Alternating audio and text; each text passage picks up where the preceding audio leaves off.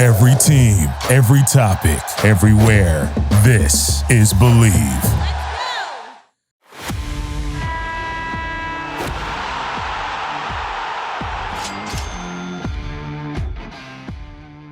We are screaming from the sidelines once again. Got a couple of guests in the past couple of weeks who provided some great insight on the WNBA and the future of that league. Now we're moving closer toward the NBA season, and I'm finding people in-house because Bleav is the best, and we have somebody with a show of their own on Bleav. It's called Basketball. He is fairly new to the network, just like me. His name is Andy Quach, and I am excited to welcome him to the show as we're getting ready to talk some over-under season win totals. Andy, how are you? I'm doing great. Thanks for having me on, Greg. Absolutely. Let's make this happen. So I think the logical starting point for us has to be the Boston Celtics, given everything that they are dealing with. All of our over-unders are provided by DraftKings. If you go to the Vegas Insider website, that is the lines, then you can see all the different win totals. You can get Caesar Sportsbook, you can get FanDuel, you can get other sites as well. So we're going to be talking about DraftKings for the sake of consistency across the board. And right now, the Celtics are still listed at 53.5 wins, which I think the under is going to be a popular pick at this point. Let's rewind a little bit because Ime Udoka was suspended for the entirety of the 2022-23 season. And according to Kevin Fraser, multiple sources confirmed that the Celtics female staffer's affair with Udoka was uncovered by her husband when he overheard a private conversation on a home doorbell camera. So it's getting a little bit messy. Udoka is engaged to his longtime partner, Nia Long, and the two also have a 10-year-old son together. So aside from just the Celtics and how everything they are as an organization that is obviously terrible, there is nothing about cheating on your significant other, your fiance, that I'm going to speak positively on. But it is interesting that the team decided to suspend him for something that seems to be a personal problem. We're not really going to use the space to speculate as much, but we'll be monitoring that as it comes along a little bit more. Joe Mazzulla, who's 34 years old, is going to be set to take over as the interim coach. And he only has 2 years of head coaching experience at a small college, which is Fairmont State, where he went a combined 43-17. So he's been successful. He coached with the G League, Maine Red Claws, in 2016, and then was brought onto the Celtic staff in 2019, where now he's getting a chance to showcase his leadership. Andy, before we talk about the over, the under, and everything in between, I just want to get your initial thoughts on the situation. Yeah, I don't want to, pass too much judgment because it is still a developing situation. I mean, it could be as simple and personal as just him having an affair, but in I think Shams's report with the Athletic, it was kind of implied that at some point it might have turned into a non-consensual relationship, or at the very least, even with him as being a head coach and in that role, partly the face of the franchise, there is at least some kind of power dynamics there at play that we can't really talk about till we have the full details, of course. But yeah, it's definitely a dicey situation for a team that was already on precarious standing to begin with. I mean, they just came off a finals appearance, and winning kind of carries everything. But which makes it kind of easy for people to forget that they've been going through it as a franchise for the last 3 or 4 years. I mean, between Isaiah Thomas, Kyrie Irving, the Kemba Walker debacle, Brad Stevens stepping down as head coach, Danny Ainge stepping down as GM. I mean, this is a kind of a fragile core of a team. So, I mean, honestly, if you can still jump out on the under for that 53.5, I would do it immediately. I don't think there's going to be a lot of dispute about people taking the under with all the skepticism that's going on right now. And it does feel like the obvious pick right now. I'd just like to get into a little bit of why it is the obvious pick, because I'm not sure why the line hasn't moved more. The deal is coaching in the NBA does matter a lot, despite the belief by some fans that if you have superstars, then you're automatically good. but you're not just managing the X's and O's, you're managing a lot of egos as well. These are big time athletes who are way better at what they do than most anybody on earth. And a lot of people want their money, a lot of people want their attention. We have more outlets for content and media than ever before. So there's a lot to manage within just the dynamics of a team. And Ime Udoka had this team figured out. He had them bought in. They finished last regular season 28-7. They beat the Nets in a sweep. They knocked off the defending champion Bucks, and then they took down the top seeded Heat to win the East. And then they were 2 games away from winning the NBA Finals. So this is really unfortunate for this franchise, and the Celtics are obviously taking this very, very seriously. What I find worth mentioning is that it's not like Udoka was trending toward being fired or the team was so and they were inconsistent and the Celtics front office thought, you know what, this is bad PR, this is bad for our locker room. Let's just start the process of moving on now. No, in fact, he was trending in the exact opposite direction. I'm sure we're going to find out a ton more details in the coming weeks, but it's clear that what happened is severe enough to entirely shift the direction of a young, promising championship level franchise. So I'm rooting for Joe Mazzulla. Absolutely. I'm happy that someone who spent a decade in smaller coaching roles now has an opportunity to take the driver's seat with a talented franchise that just came off a finals appearance. But it is short notice. And do I think it'll be easy for a 34-year-old to come in quickly and win more than 53 games? Probably not. I mean, I don't know if I don't think we're going to disagree on this one, but do you have a ballpark of the number of wins you might be thinking there could be for the Celtics?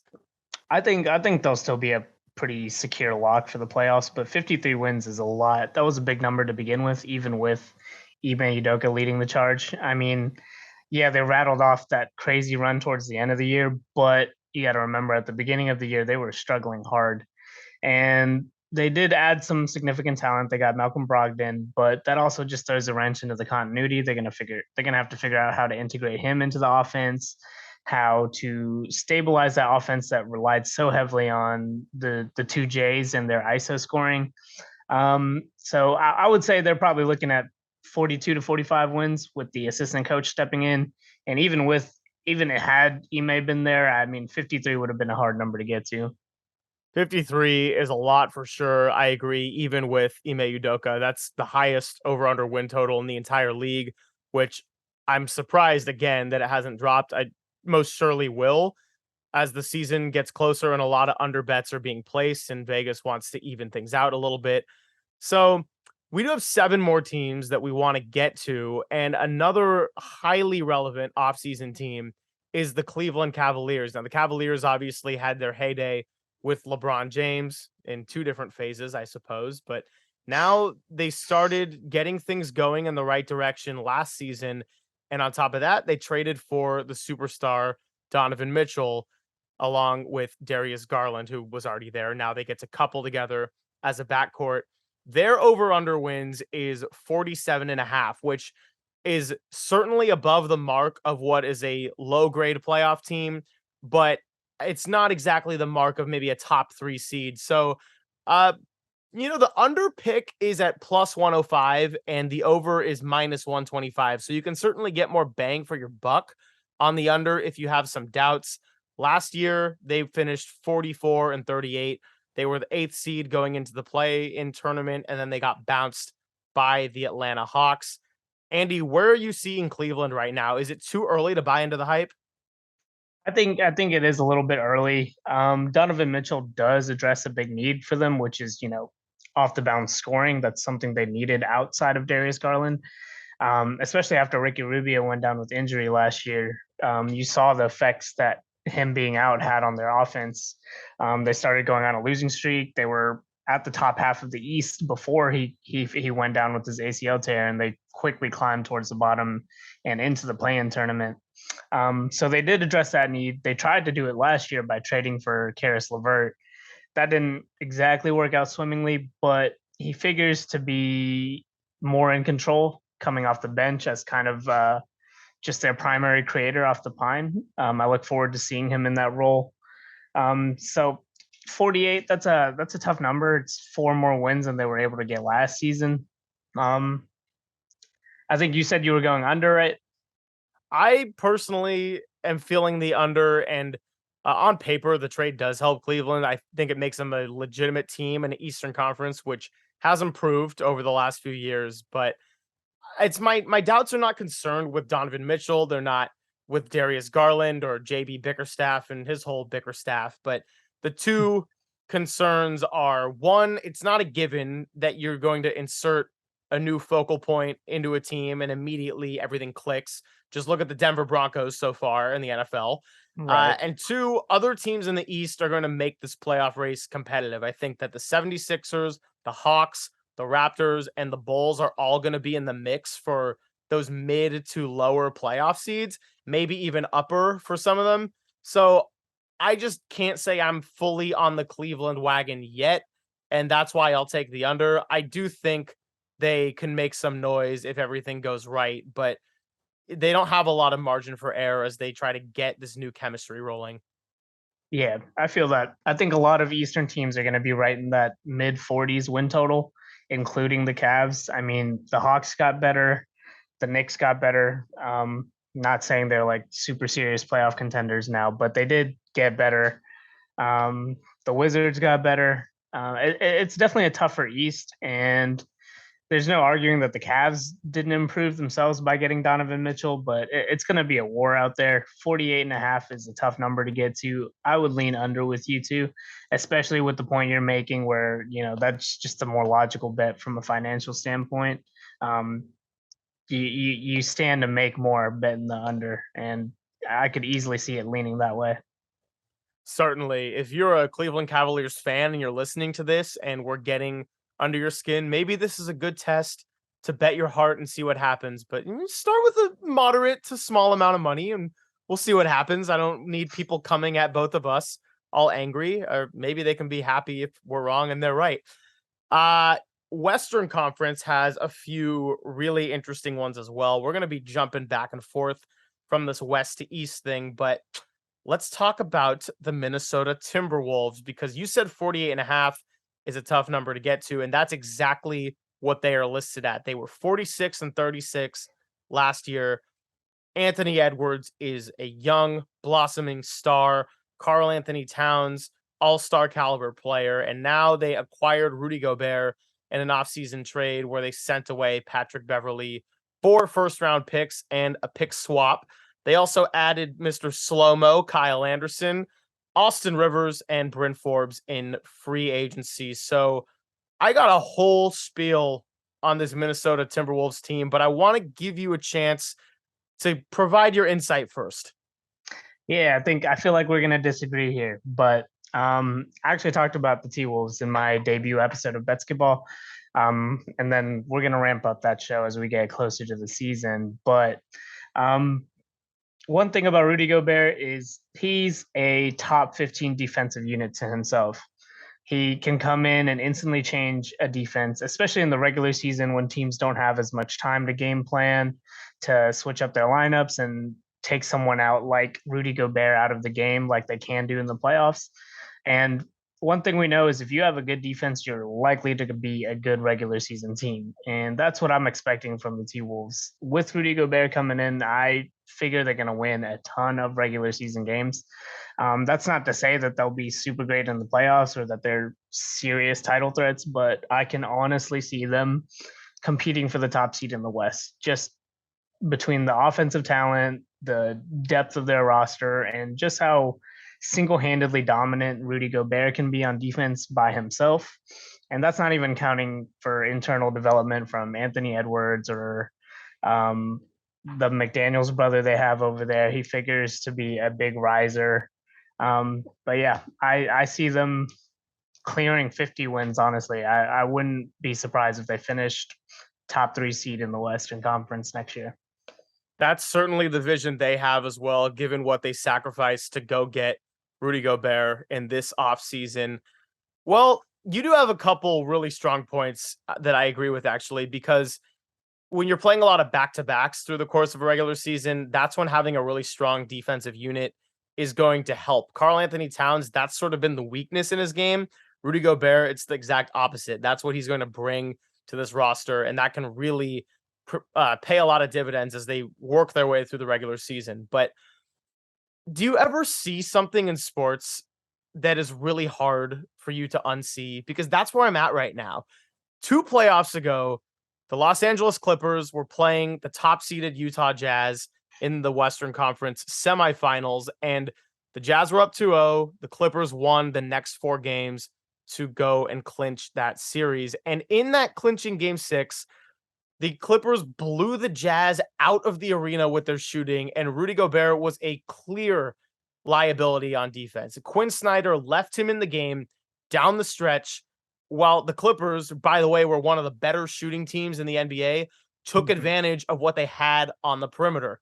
Now Gobert is on a Timberwolves team where they have 2 centers out there, and they're going to be playing during important minutes. So their lineup is not built to contend with teams that can shoot the 3. And it's not like the 3-point shot is going to disappear anytime soon. In fact, it's become so prevalent that some are starting to argue that it's detrimental to the game of basketball. So I look at this Timberwolves team. Yes, I think they're going to win some games, but you can't convince me that they're built to get past teams like the Warriors, the Clippers, or the Mavericks, who can absolutely light you up from all areas of the perimeter. I have to take the under in this one, and that's why.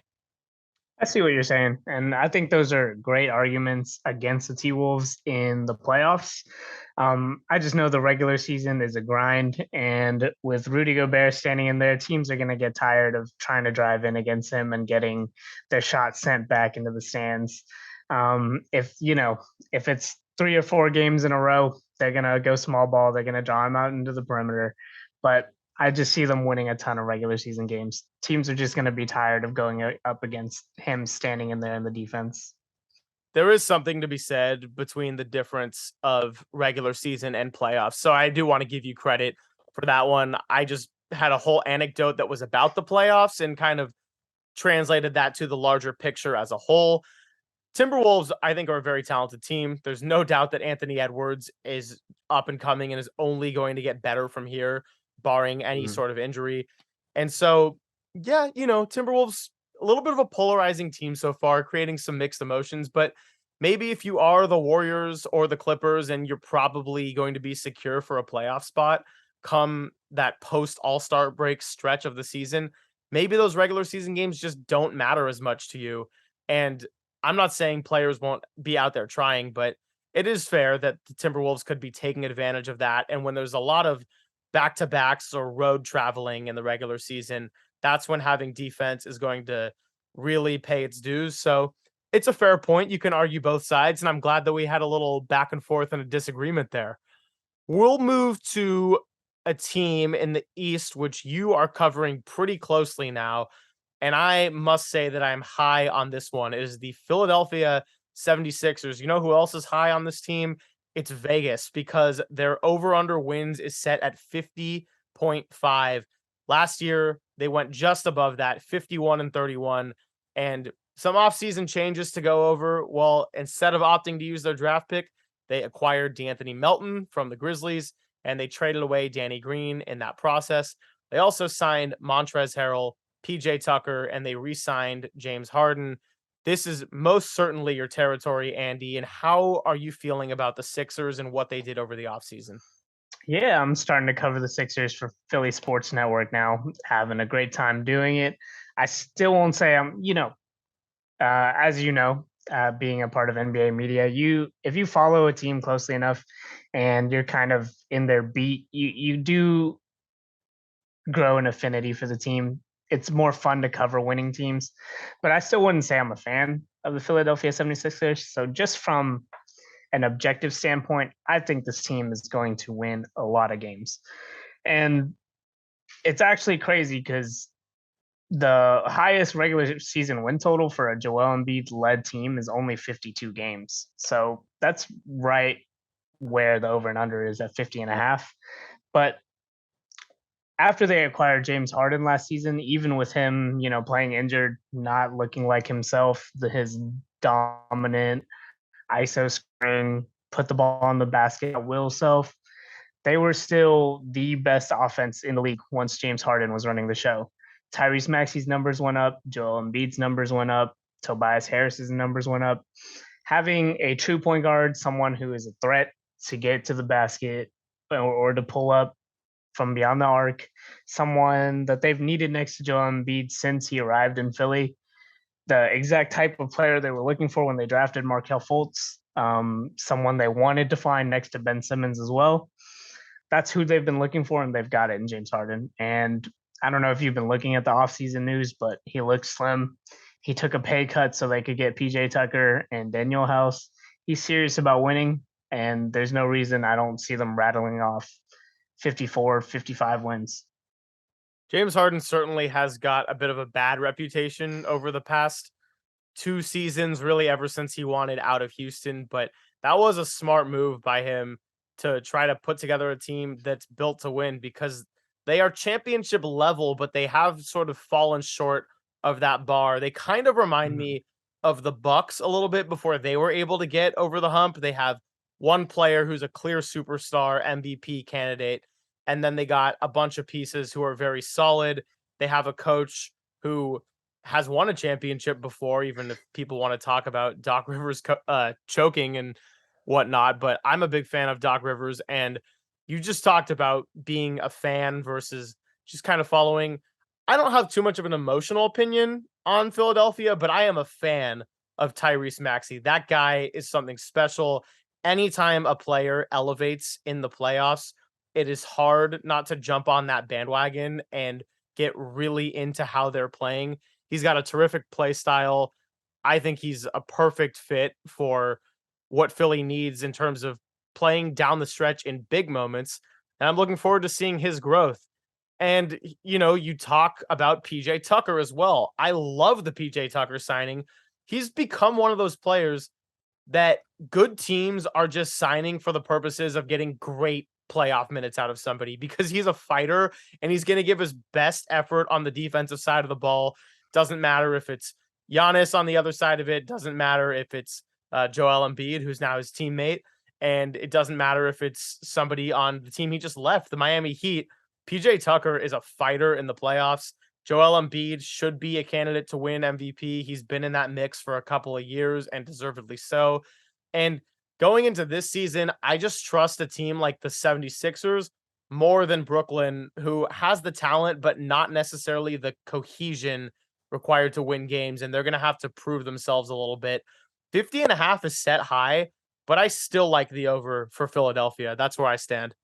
Yeah, absolutely. I mean, if James Harden can even get back to, 80, 90% of what he was looking like in his prime, that's a 45 win player to himself. Joel Embiid's a 45 win player to himself. And now they're playing together. And they have Tyrese Maxey, they have Tobias Harris. They're the 10th man on the roster is probably Matisse Thybulle, who is a hell of a player. He's got to figure it out on offense. But if he's your 10th man, you're probably in good shape. So if you're betting the under, really what you're betting is that Joel Embiid has another injury-stricken season. Because if he plays, 50, 60 games, there's no reason they don't win more than 51 games. That's a great point. And really the only knock you can put on Embiid is that he's had an injury-stricken career, as is typical for a really talented big man. If he's healthy, it's tough to see this team performing poorly. Obviously, if he goes down, that's a big issue for the team, and there's no replacing the impact and what you get night in and night out from somebody like that. So, things to think about if you're considering betting on the Sixers win total.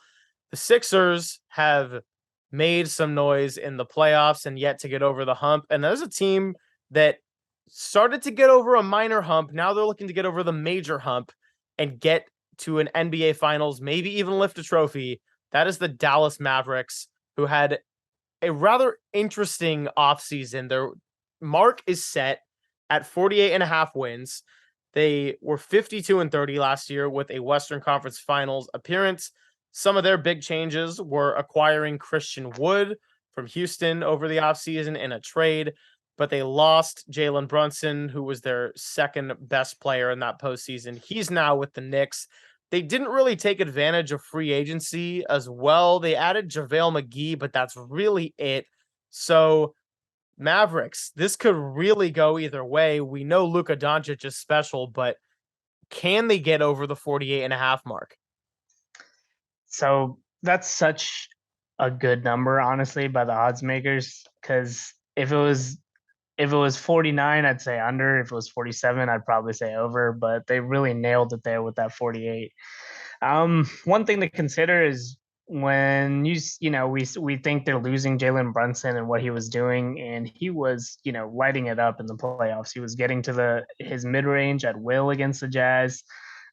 He showed up against the Suns, really became kind of that second option that Luka Doncic needs, and that's all true. But from a regular season standpoint, he did have a good regular season last year, but he didn't really turn it on all the way till the playoffs. I mean, they're losing 16 points per game. They're probably going to get a lot of that back with Tim Hardaway Jr. coming back. They're going to get that back with Spencer Dinwiddie getting more opportunities, who's kind of in that similar archetype of a player. I like the Christian Wood addition. He has a lot to prove, especially on the defensive end of the floor, but I think he does have a chip on his shoulder. I think playing on a winning team will help him a lot, especially with a generational talent like Luka and with a players coach like Jason Kidd. I love the JaVale McGee addition. I think Luka with a true lob threat and a true defensive anchor behind him will look really, really good. But that being said, I'm going to go under still just because that 48.5 number is so high. And I mean, they had a stellar season last year and they only won 52 games. The West looks loaded. The Lakers are back. The Clippers are back. The Pelicans are going to be a lot better than they were in the last regular season. It's just going to be an absolute war zone in the West. I just don't think the Mavericks will reach that win total. I'm pretty spot on with your thinking there. I know we had a disagreement a little bit earlier, but so of all the teams that we're going to go through on the show, the Mavericks and then one other team, which we're going to get to soon, those were the two hardest for me to make my over under picks. And 48.5 is right in that zone of where they probably will be if everything goes to plan and they stay healthy. As strange as it is to say this, it feels like a prove it year for Luka Doncic a little bit. And he's so young. They're only getting better. We know how great he is, and we know what a generational talent he is. He's got a real chance to be MVP in this league as soon as this year. But now it's time to elevate your team to championship level and really improve your value on the defensive side specifically. So the reason I'll say under as well is because I think 48.5 is a great number by the odds makers, perhaps just a little too high. Not because I don't think the Mavericks can do it, but when you look at that number, you're talking a top 3, maybe 4th seed, and this is just a disgusting Western Conference. The Warriors are going to be good. The Clippers are going to be good. The Grizzlies are still there. The Nuggets are going to be better. I think people are forgetting that guy right behind me there, Mr. Jamal Murray's coming back to join a back-to-back MVP. Freedom. Absolutely. And then the Lakers have a chance to be good as well with an older LeBron James and perhaps a healthy Anthony Davis. They got Patrick Beverley too. So it's not so much that I have a problem with the Mavericks. It's just a lot to compete with. And if all those other teams are healthy, I mean, it's going to be a dogfight in that Western Conference. So I just think that the under might be a little bit of a safer pick. That doesn't mean that I don't think Dallas is a lock to go and make the postseason. Yeah, I agree with you there. Honestly, out of all the bets we were going to give out today, I would say this one is the one I'm least confident in. It does not feel good betting against Luka Doncic.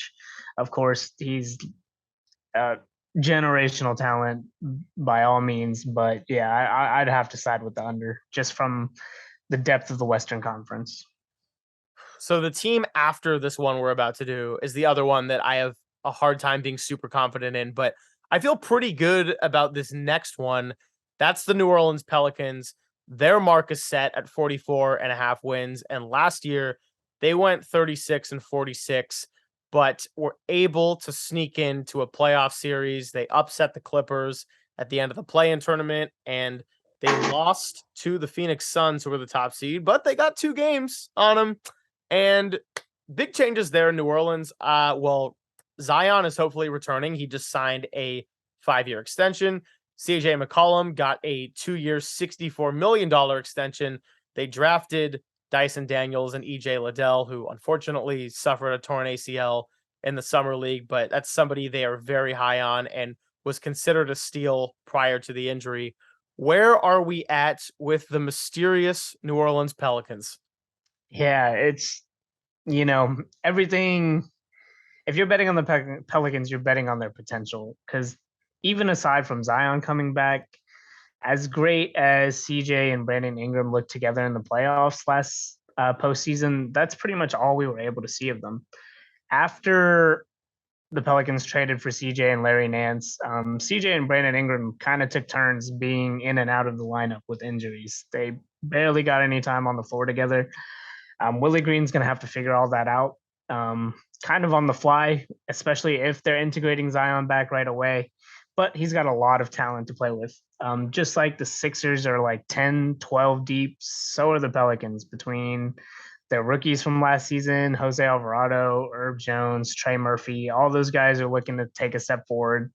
They got Dyson Daniels. Larry Nance barely played for them in the regular season last season, but he looks to be a huge impact. He was hugely impactful in the playoffs. I'm sure he's going to get a ton of run. But yeah, it's hard because you don't really know what you're getting yet, but they just have so much talent that it's hard to get bet against them. And I wouldn't. I would bet the over. I'm absolutely betting the over. And you said betting on the Pelicans over equals betting on their potential. That's exactly what I'm going to do. I know it's a popular dark horse pick across the league, but you know what? I actually completely buy it. And it's not simply about the return of Zion Williamson that could make this team legitimate. It's really, for me, it's the leadership of CJ McCollum and what he's done to propel this team. He was traded midseason. They weren't expected to make a playoff series last year, but they upset the Clippers in the play-in tournament, and they stole 2 games against the top-seeded Suns. CJ McCollum is a big reason why this group actually got some valuable playoff experience and kind of learned what it was like to go toe-to-toe with a contender and have no fear in that process. So CJ's a guy who can elevate his game when the stakes are higher. He's a strong veteran presence that proved to be just amazing for a young locker room. And if Zion Williamson does, in fact, stay healthy, there's no reason to think that they can't be a contender. My last note on them, because I know what I'm talking about refers a lot to playoffs, and this is regular season. Well, last regular season, they started 3-16, and then Willie Green was like, all right, let's go figure this out.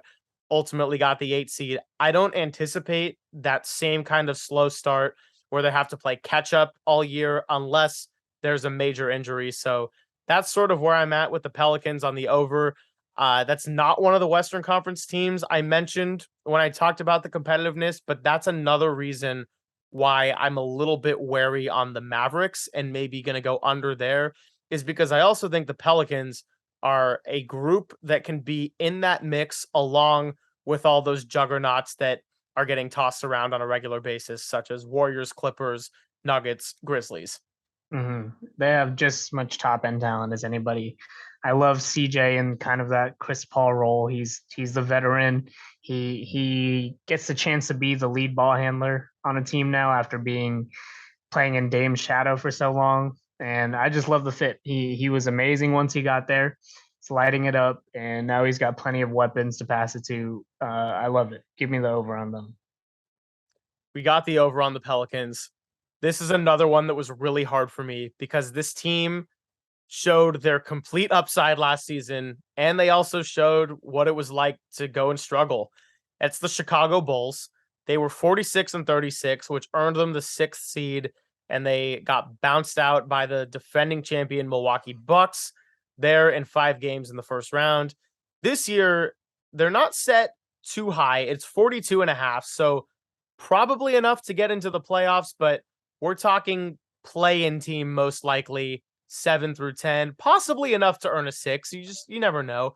Their offseason was not anything crazy. They drafted Dalen Terry, 18th overall out of Arizona, which should help their defense. They re-signed Zach LaVine. They added Andre Drummond and Goran Dragic, and then they lost Tristan Thompson and Troy Brown Jr. But we've seen the good and we've seen the ugly with Chicago. Which version are we expecting from you, Andy? I gotta go with the ugly. I don't like hearing that Lonzo Ball has made no kind of progress on his injury and is actually having some kind of significant setbacks. He in media day he said that he can't even walk right now on that knee, and that is scary because their wing depth is severely short. They didn't do much to address it in the offseason. They also didn't address much of their needs in the middle. I guess if you Bleav in Andre Drummond, then that they kind of address that, but there's just too many holes on the roster. DeMar had an incredible year last year, especially in the clutch. A lot of their wins came by way of him and Zach LaVine just playing out of their minds when it came into crunch time. I don't know if that's a repeatable performance. I think they'll be in the mix for the play-in tournament. I don't know if they'll eclipse that 42 game or win mark. Okay, that's fair. And you're right that last season, a lot of things were going very, very well for them leading into that All-Star break. And the Lonzo Ball injury, that is scary. That is bad. We hope that he can get healthy as soon as possible because he is great for that Chicago team when he's able to spend time on the floor. This may be some wishful thinking here on my part, but I kind of am believing in the Bulls and want to take the over. So you're right. Last year, DeMar DeRozan was insane in his 13th year. He had his best year ever, career high from 3-point, 35%, 50% shooting overall. He was 7th in the league in points per game. And yeah, a lot of things went right for them. But when they had a fully healthy starting lineup, they were top of the Eastern Conference. They were 5th fewest in turnovers per game, and they were 29th in bench scoring. So they really didn't have a lot of help outside their core. And once the injuries started occurring, yeah, things went downhill a little bit. And ultimately, they had a very challenging matchup in that first round. But I think the veteran signings, while they won't transform their team, they can provide a level of depth that was missing a little bit last season. I think that core lineup should only get better together now that Zach LaVine is back and re-signed, and the chemistry is very much there. So I would like to Bleav in the Bulls to continue this positive trend. That said, I had a hard time and I went back and forth on this one because of those reasons you listed, Andy. I'm hoping that Lonzo Ball is able to come back at some point in the middle of the season and sort of get them trending in the right direction as they head into the postseason, as opposed to peaking too early, which is what they did last year. Right. Yeah. If they do surpass that win total and clear the over, I would expect it's because they got great contributions from their young guys. Maybe Patrick Williams finally takes that step forward people have been waiting for. Ayo Dosunmu takes another leap after having an outstanding rookie year. And then maybe a guy like Kobe White finally gets his groove. If they don't trade him, Kobe White's a cool trade piece. They might be able to fill some holes with that later in the year. I could definitely see them hitting the over. I just don't Bleav it right now. Yeah, I think if the over under was set at 44 and a half or 45 and a half, I would probably be a little bit more hesitant, but I think 42 is an achievable number. It's just above 500, and they won 46 games last year with having a lot of issues down the stretch in the regular season. So that's sort of where I stand and why. We got one more team to go over, and there's a lot of teams that we could have talked about. We didn't even get to the Hawks, the Lakers, the Warriors. I mean, there are plenty, but this is not necessarily the most relevant team in the NBA, but I think it's a great bet, and this is a betting show. So let's talk Oklahoma City Thunder. Their over-under is set at 23 and a half. Last year, they went 24 and 58. They drafted Chet Holmgren, number 2 overall, who's now going to miss the season with an injury, but they also got Ousmane Dieng and 2 different Jalen Williams. So before I let you go, Andy, I just want to say that this feels weirdly low. I know that Chet being out hurts, but at some point the tanking process stops and the rebuild process begins. Like the Thunder shut down so much of their lineup last year. SGA wasn't playing a lot. Lou Dort wasn't playing at the end. And my other piece for believing in this team to grow is that Sam Presti has so much leverage with midseason trades as well, given all the draft capital that he has stacked up. So I just think that rebuilding is going to start now, even without Chet. And winning more than 23 games feels pretty doable for a team that'll probably miss the playoffs, but 23 set low. It is a very low number. The one thing that I'm sure the reason that number is so low is because of how stacked this draft class is looking to be with Scoot Anderson, Victor Wembanyama, the Thompson twins, Anthony Black. I mean, if there was ever a year to tank, this would be the year. And I kind of went through that on my show with these teams that don't look to be in the playoffs, but they were tagged with these like win totals in the mid 30s, like the Hornets and the Wizards. Like if you're not looking like a competitive team about at the All-Star break, you might as well just mail it in and try to play for lottery balls. And that's what the Thunder are going to be doing from the jump. I do have to agree that it is such a low number. I do fully believe they're going to try to lose as many games as they can. But honestly, they might accidentally pass that win total unless they shut SGA down for the year. I'm gonna leave this one up to you. I would not bet this one. Okay, that's fair. I think that's a very compelling argument about the future draft class. I would be concerned about losing that locker room if you're gonna essentially not try for 2 straight years. If Shai Gilgeous-Alexander is a very talented young player who deserves to be on a good NBA team. I mean, he's probably not going to get like an all-star nod if you're not winning that many games, but he is certainly young and up and coming. And with all the draft picks you have, the vision is that they will improve at some point. Maybe they'll wait another year. I am just worried about losing the locker room if you don't at least try now. It's to be determined, and we'll see where they're at come Christmas time. Maybe things are going so poorly that it's a bad bet. I do appreciate the alternative perspective because it's making me see the other side of it. But overall, I feel like 23.5 is too low for a team that should be able to hang in there a little bit. Um, okay, so to recap, I really like the Pelicans as a dark horse. You were high on the Timberwolves. Any team that we didn't discuss that jumps out at you as one you're looking forward to? I'm looking forward to my old team I was covering, the Portland Trailblazers. Um, I wouldn't bet on their season either. It's going to be a weird one. They're bringing in basically a whole new roster. They tanked most of the year after Dame went out with injury. They traded away CJ McCollum. But I think they're going to be a really, really fun team. They brought in some defensive wings, Josh Hart, Jeremy Grant, Gary Payton II to play alongside Dame. I think they're going to be a lot of fun. They're going to try to win. Chicago has the rights to their draft pick. So if it lands outside of the lottery, so they could go either way as well, but they're going to try to win in Dame's prime. So it'll be interesting to see where they land. I'm very much looking forward to all West Coast basketball, being a West Coast guy myself.